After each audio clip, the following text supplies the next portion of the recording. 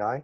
Yes. But why is this thematically? Why is this book important right now? Oh, well, yes. That was the coincidence. That was the coincidence of all time.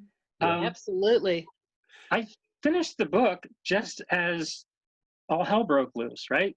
I mean, we've got, George Floyd, obviously, but at the beginning of the summer, I was pretty upset. We were all pretty upset, right?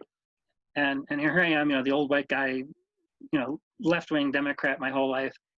Sorry if that offends anybody, but I couldn't speak up because it wasn't my turn.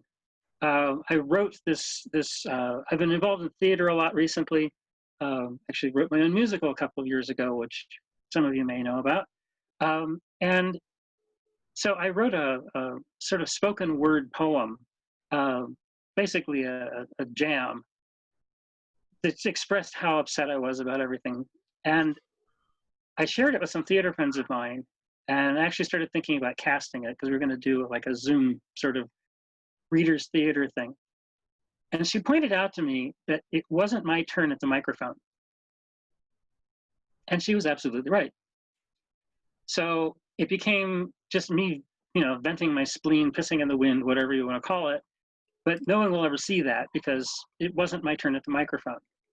And so Stephen, my publisher, and I had originally planned on this book coming out a lot earlier this year.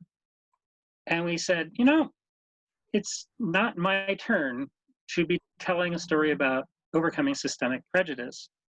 Let's push it out to November. And so we actually stalled the release of this book by like 4 months because we wanted the people who should be holding the microphone to have their day in the public eye. So, sadly, a lot of the protests have died down. Of course, everybody's been so occupied with the election, but hopefully those protests can continue and continue to make the progress that they did. But I thought it was far enough into the cycle that it was okay for me to come out with this. So then when I talked to my cover artist and I started talking about how I described Chiel, he was saying, well, what faces did you start with? And I say, well, I started with this actress and this situation, and we immediately jumped on the notion that there is no reason in the world why people should not be thinking of the mermaids as African Americans in this story. There's just, why not? Let's just open the blinds and shine the light on it. Okay, we're talking about people who've been oppressed systemically for a long, long time and really don't have any way out. And even when you've got white people trying to help them, they just make it worse. And that's where my story starts.